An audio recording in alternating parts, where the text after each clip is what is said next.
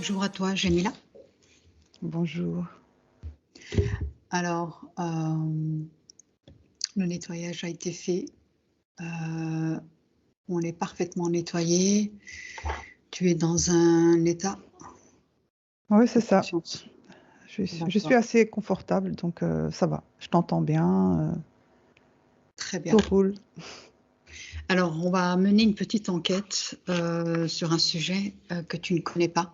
Mhm. Tu n'es pas au courant. Et donc, je vais te demander de te connecter à ce sujet d'enquête dans quelques secondes. OK. Dis-moi quand tu es prête, est-ce que tu arrives à me dire à quelle fréquence tu es? Dans une fréquence assez stable.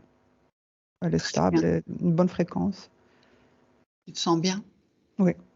Très bien. Alors, je vais te demander de te connecter à un rituel, à une méthode qui s'appelle le Ho'oponopono. Et OK. dis-moi, qu'est-ce qui te vient comme information?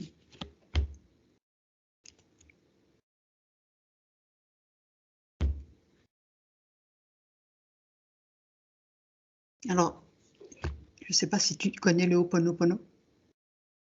Pff, plus ou moins. C'est une méthode ancestrale hawaïenne utilisée pour les réconciliations, toutes les difficultés qu'on peut rencontrer. C'est une méthode, une pratique qui consiste à énoncer un mantra de 4 mots. Donc, regarde, qu'est-ce qui te vient quand je dis Euh, Ho'oponopono? moi, ce que je vois, je vois une énergie de couleurs, de toutes les couleurs. Un peu ensemble. C'est comme si elles formaient des formes. Et Euh,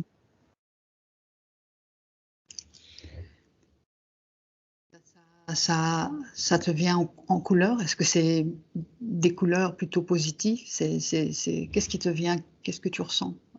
En fait,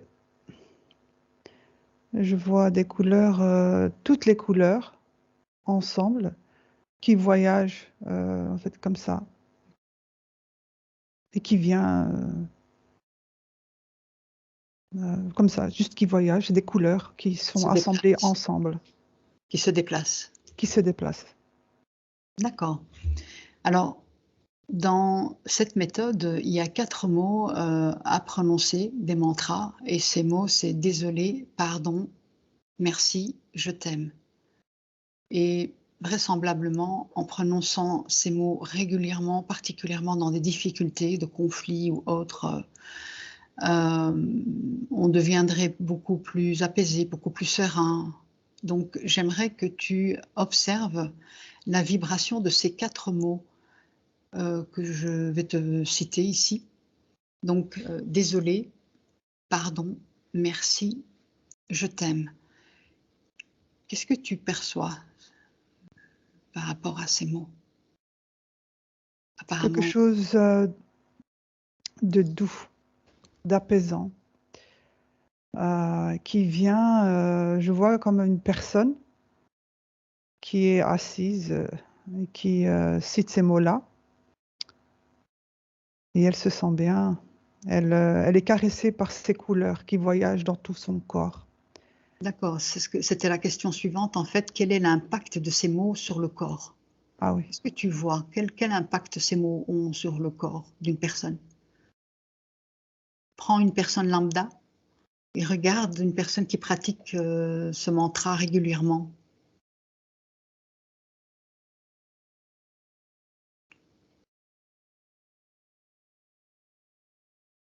Elle, cette énergie-là qui est assemblée, c'est, c'est- c'est- elle se lie ensemble et cette énergie est de couleur qui caresse tout le corps de la personne qui cite ces mots-là. Euh, elle, euh, elle voyage dans tout le corps, elle monte et elle descend. Elle monte, elle tourne autour du visage, du cou. Elle fait, c'est comme si elle dansait tout autour de la personne. D'accord. Et est-ce qu'on peut dire que c'est une énergie regroupée Oui, c'est ça. de différents mots qui réinforment l'eau dans le corps, comme les travaux du professeur Emoto indiquent. Il dit que lorsqu'on dit des mots bienveillants à l'eau, l'eau est réinformée, elle devient belle. Et vu qu'on est constitué d'un certain pourcentage, entre 70%, 70% de liquide, est-ce que les 4 mots viennent réinformer le liquide dans notre corps? Oui, j'ai comme l'impression que ces couleurs, cette énergie vient et elle communique avec nos cellules. C'est comme si elle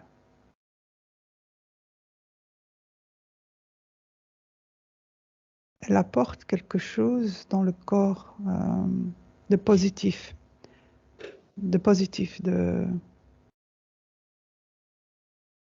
c'est comme si de calme dans le corps. C'est ça en fait, parce que c'est ce qu'il dit, en fait, elle apporte la sérénité. Donc c'est ce que tu observes en fait, elle apporte de la sérénité. Oui, c'est ça. C'est comme si elle réconfortait, voilà, réconfortait le corps, l'apaiser, communiquer avec le corps, lui donner ce qu'elle a besoin, ce qu'il,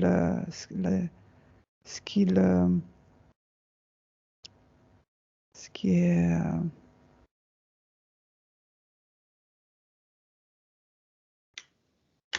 voilà, c'est ce que je vois. Qui est Je vois que, nécessaire.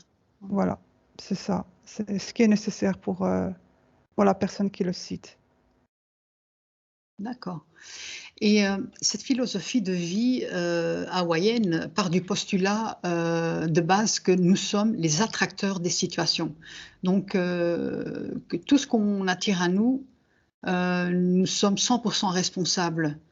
Nous sommes 100% créateurs de notre vie. Et Mhm.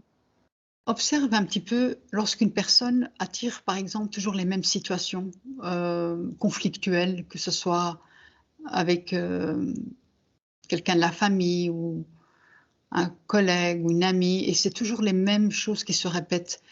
Regarde lorsqu'une personne décide de pratiquer le Ho'oponopono et qu'elle porte en elle cette énergie qui attire toujours cette même situation. Comment le mantra agit à l'intérieur du corps de cette personne qui décide de mettre fin à une situation qui se répète? Je vois. Euh, je vois qu'elle transperce. Il y a comme une sorte d'énergie qui enveloppe la personne. Cette énergie est pas très belle. Elle est très, elle est comme si, elle est pas jolie. Elle est saccadée, Désharmonieuse. Ouais, désharmonieuse. Et donc, en faisant ce rituel, comme si elle essaye de pénétrer à travers cette énergie qui est saccadée, qui est irrégulière. d'accord, d'accord. Et on dit que ce mantra sert aussi à nettoyer les mémoires stockées dans le subconscient, même ceux qu'on ne connaît absolument pas. Comment agit les 4 mots, le mantra, dans les mémoires? Est-ce qu'elle a de l'impact sur nos mémoires? On peut défaire nos mémoires erronées, particulièrement.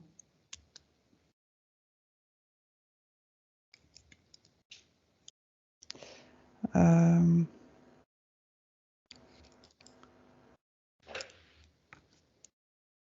elle peut, elle peut. Elle peut occasionner quelque chose de positif, ouais. Euh, Elle apporte quelque chose, mais ça prend du temps.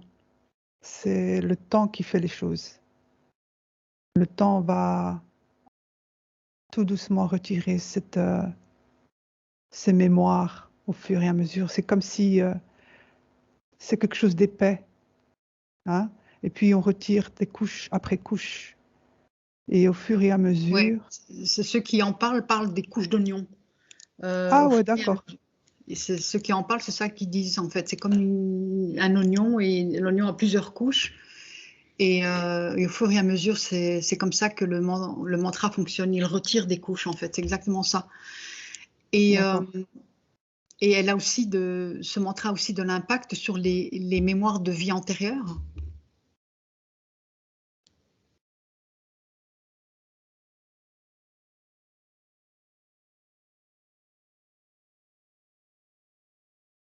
Oui, elle peut aussi. Mais ça prend du temps. C'est comme si c'est le marteau-piqueur sur du béton. Alors, Ça met du temps. ça met du temps. Ça met du temps. Ça apporte l'efficacité, oui, mais avec beaucoup de patience. Il faut de la patience. Cette énergie, elle est, elle apporte son résultat, mais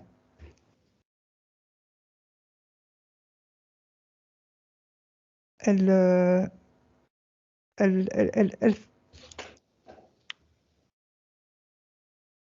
elle, elle fait ce qu'elle peut, quoi. Elle sait ce qu'elle doit faire. Elle sait ce qu'elle doit faire. D'accord. D'accord. Et elle permet aussi de se réconcilier avec soi-même, se pardonner soi-même, des personnes qui portent par exemple de la culpabilité ou qui n'arrivent pas à se pardonner eux-mêmes. Mhm. Comment elle agit sur des personnes, même si ne sont pas conscientes qu'elles sont dans la culpabilité? Est-ce qu'elle arrive à réconcilier une personne avec elle-même, se pardonner?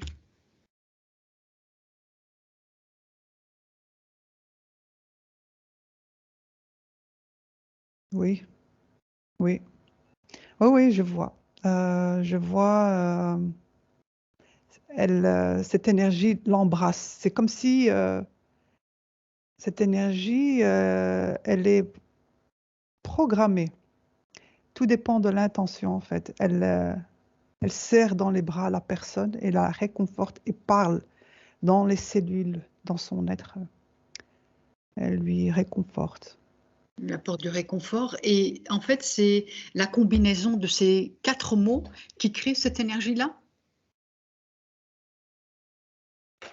Oui, Ce sont, on va dire, une combinaison plutôt performante, hein. En fait, si on les met ensemble, elles apportent une certaine énergie qui impacte nos cellules, qui réinforme nos corps, nos entités intérieures. oui. C'est comme une mère. Elle agit comme une maman, en fait. Magnifique, ça. Oui. D'accord.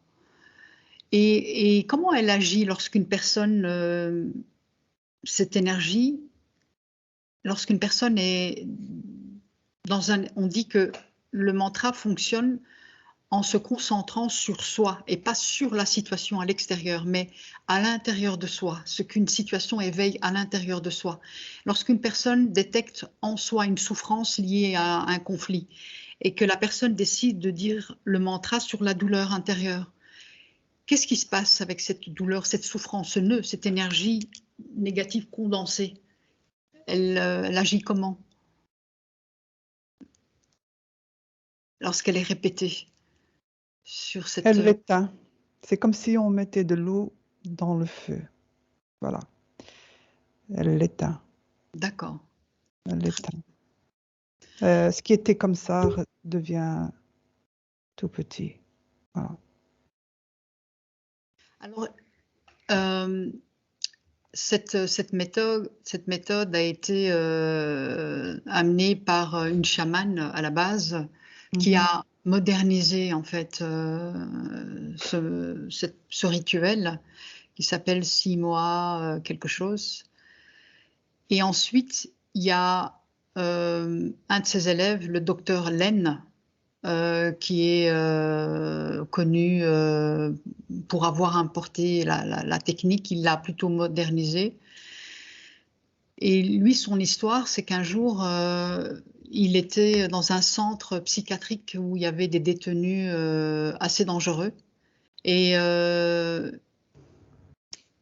il ne voulait pas les approcher tellement ils étaient dangereux. Et donc, lui, ce qu'il a fait, c'est pratiquer le Ho'oponopono à partir du dossier de ces détenus, de ces personnes extrêmement violentes. Et il s'avère que après quelques mois, dans le centre qui était réputé comme étant très violent, même ils avaient beaucoup de mal à engager du personnel, tellement c'était réputé comme étant violent.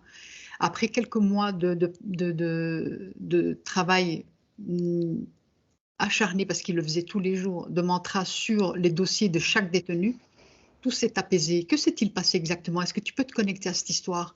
Qu'est-ce qui s'est passé dans ce centre où le docteur Len, un Hawaïen, a travaillé sur des détenus extrêmement violents, des malades psychiatriques?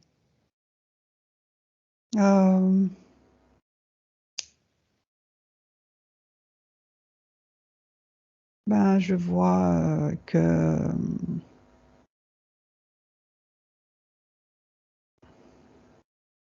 en se connectant, il se connecte avec son soi, qui est son soi plus profond, son soi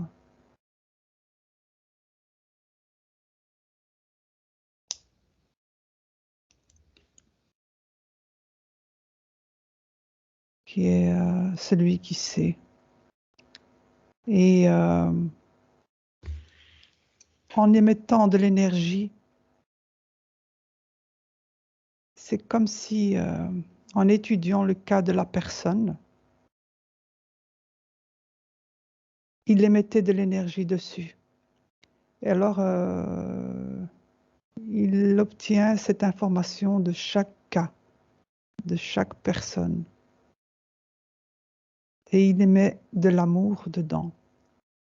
En citant les mantras, c'est ça? Ouais. En émettant de l'amour dans chaque de ces cas. Parce que c'est ce que dit Morna Simeona, qui est la chamane qui a, on va dire, modernisé ce rituel pour qu'elle soit facile à utiliser pour tout le monde. Elle dit qu'il faut s'adresser à notre enfant intérieur et à son soi supérieur. Donc, c'est ce qu'il a fait en fait. Il s'est connecté à son soi supérieur pour émettre cette énergie, dissoudre cette énergie dans... C'est ça. Ouais. Oh, ouais. Il s'est connecté en émettant beaucoup d'amour. Il connaissait déjà les cas. Il ne comprenait pas en fait comment ça se fait qu'il pouvait apporter quelque chose en émettant beaucoup d'amour de son cœur. Il avait un cœur très grand. Il utilisait la puissance de son cœur, qui était très grand en fait. Et il envoyait beaucoup d'amour dans chaque cas, dans chaque dossier. Et par cet amour, cette énergie qu'il émettait, il arrivait à les apaiser, les apaiser, à pouvoir s'en sortir dans leurs problèmes. Et que se passe-t-il lorsqu'on se connecte à notre soi supérieur, on va appeler le subconscient, notre divinité, whatever, et parce que dans la méthode telle qu'elle est enseignée, on dit qu'il faut citer ce mantra en conscience, en se connectant à son soi supérieur. Et automatiquement, le soi supérieur sait exactement où est la problématique et il se met à nettoyer. Pourquoi ces 4 mots interpellent le soi supérieur? Qu'est-ce qui se passe en fait quand on dit je t'aime, désolé, pardon, merci? Regarde un petit peu comment réagit le soi supérieur quand on cite ces 4 mots constamment, en répétition, en conscience. Ça se connecte au tout.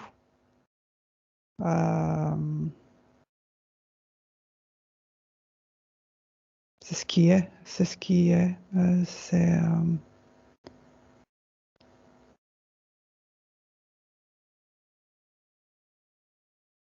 Ce sont comme des, c'est pas comme, ce sont des clés en fait, des clés qui ouvrent quelque chose, qui est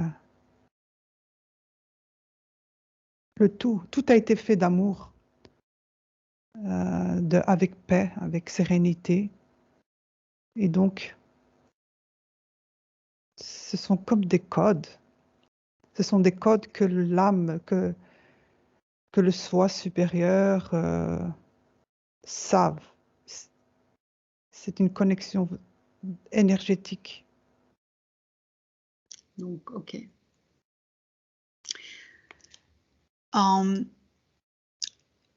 Essaye de trouver le premier prêtre, guérisseur ou chaman hawaïen qui a reçu cette enseigne. Essaye de trouver le tout premier, celui qui a reçu cette enseigne. Je vais compter à 3 et tu vas trouver le premier guérisseur ou chaman qui a reçu cette enseigne. 1, 2, 3.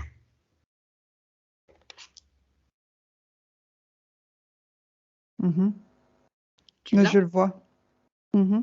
C'est un guérisseur, c'est quoi? C'est un chaman, c'est un prêtre, guérisseur, c'est quoi?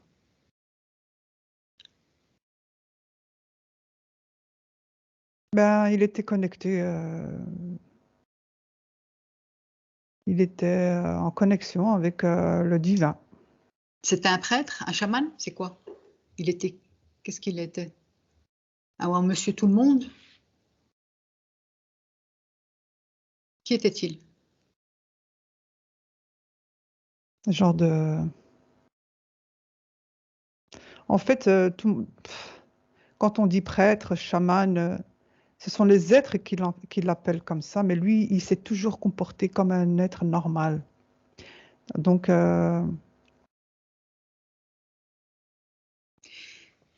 mais il était très connecté. Très connecté, il savait. Il comprenait pas comment, mais il savait qu'il avait ses connaissances, car il avait une connexion qui était très très fluide. Ouais, il avait une connexion fluide. Est-ce que tu peux regarder qui lui a transmis cette enseigne? D'où est venue cette enseigne?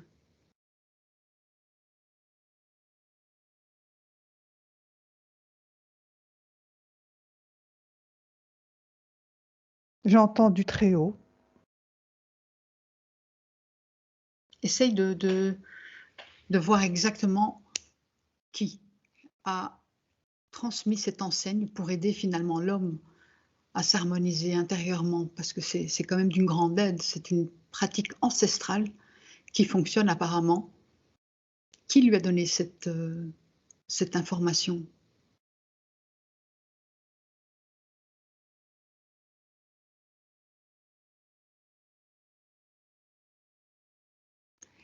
Augmente tes fréquences et essaye de trouver l'information. Connecte-toi.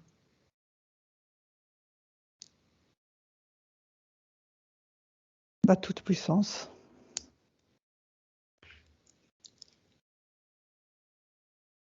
Qui? La toute-puissance. Il a obtenu l'information de la toute-puissance. Qui exactement? Je vais compter à 3 et tu essayes de te connecter exactement à l'être qui lui a transmis cette enseigne. 1, 2, 3.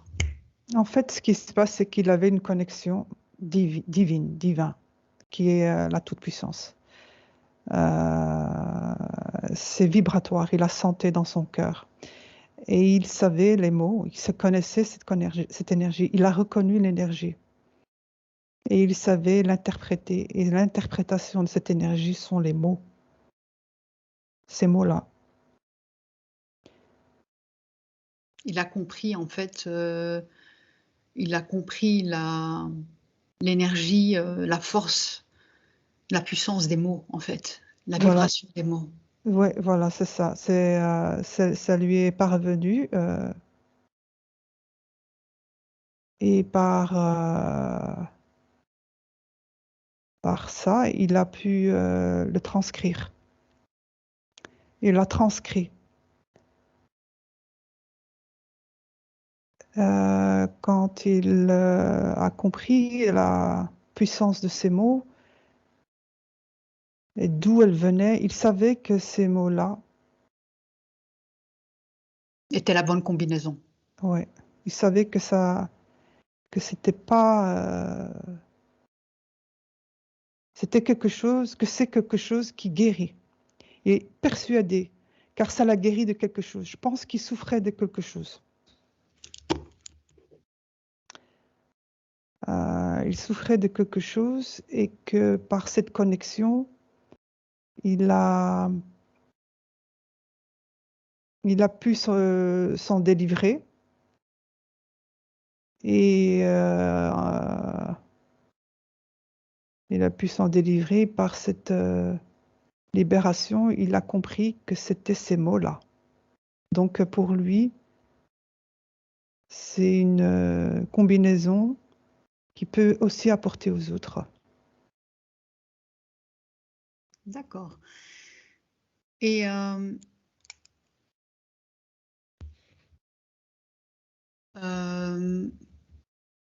d'après toi, quel est le meilleur moyen de pratiquer ce mantra pour qu'il soit le plus efficace possible, qu'il fonctionne vraiment?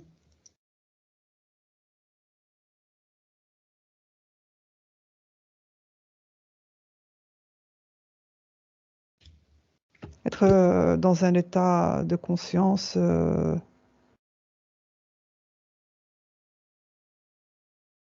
état de conscience qui est un peu qui est connecté, Donc il faut pas être connecté à son soi. ouais. Ça peut aussi apporter pour les personnes qui sont pas, ils n'ont pas encore ces capacités, mais on va dire à leur niveau. Plus tu es connecté et plus il y a des chances que ça apporte ses fruits.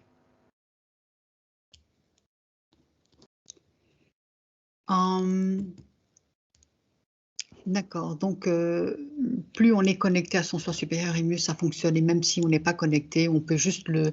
Est-ce qu'il est préférable de le prononcer à haute voix ou à l'intérieur de soi? Ces 4 mots.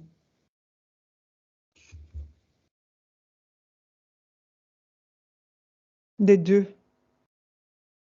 Les 2 fonctionnent, à haute voix comme à l'intérieur de soi, silencieusement, Oui, dans sa tête. les deux, les deux. Moi, les D'accord. deux. Mhm. Pourquoi certaines personnes disent que le Ho'oponopono ne fonctionne pas? Pourquoi chez certaines personnes ça ne fonctionne pas? Quelle est la cause? Tu peux regarder, essayer de te connecter à une personne lambda qui a essayé de pratiquer le Ho'oponopono et elle a fini par laisser tomber parce elle dit que ça ne fonctionne pas. Pourquoi?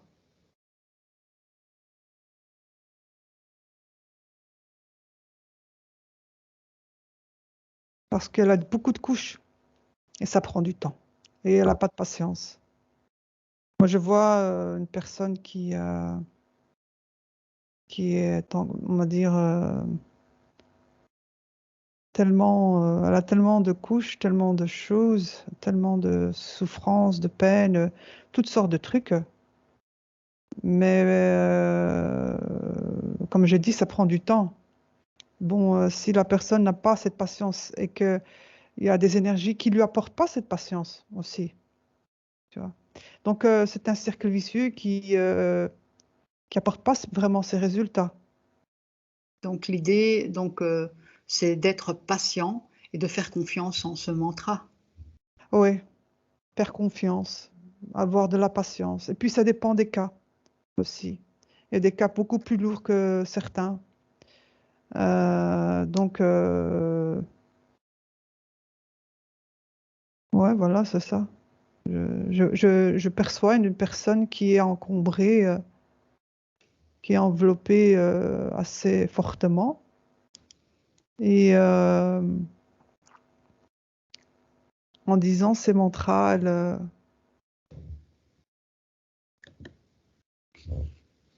c'est comme si on l'empêchait vraiment d'y croire, quoi.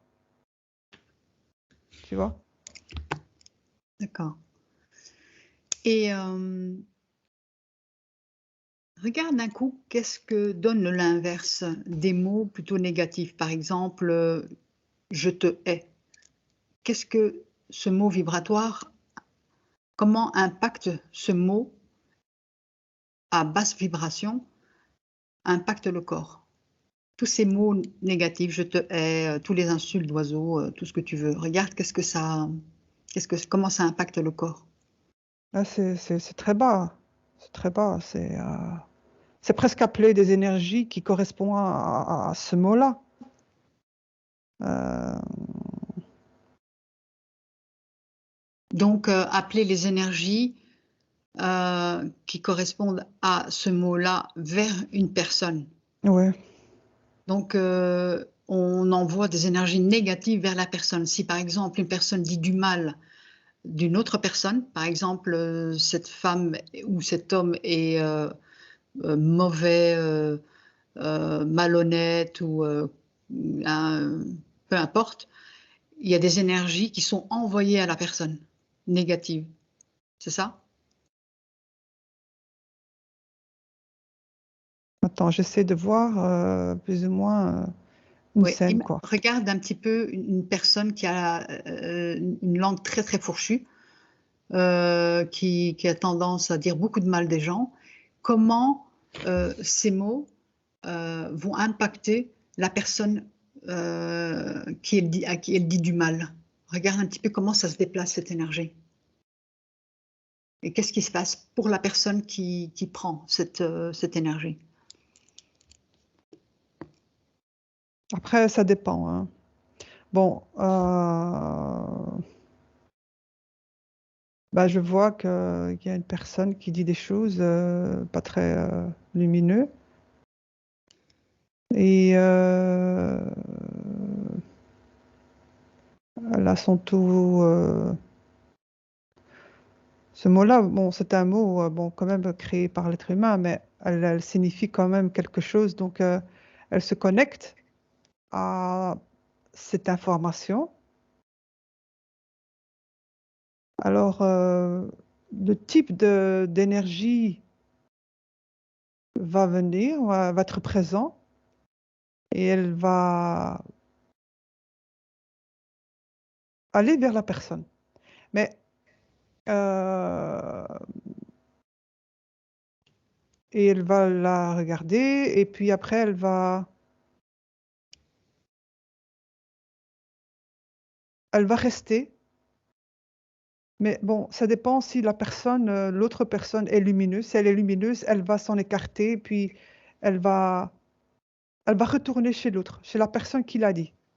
D'accord, je vois. Donc en fait, la personne qui dit du mal, si cette énergie se déplace chez l'autre personne qui est lumineuse, qui est plutôt Voilà, c'est ça. bienveillante, donc l'autre va ramasser donc l'effet boomerang. Voilà, c'est ça. C'est comme si D'accord, le ballon va toucher le mur et puis il va rebondir vers la personne parce qu'il n'y a pas de connexion. avec Ça la passe pas. personne. Ouais, D'accord, ça passe pas. Mais vu que la personne qui l'a envoyé avec beaucoup de de haine. rancœur et de mauvaise énergie qu'elle-même, la personne porte, elle va trouver une similarité. Elle va dire, bah, tiens, non, c'est pas là que je dois aller. En fait, c'est là-bas. Donc elle revient chez la personne. Ouais, elle revient. Enfin, elle fait un demi-tour, ouais. Comme les choses sont bien faites. Voilà, bah écoute, je te remercie. Je te souhaite une prochaine enquête toutes les deux.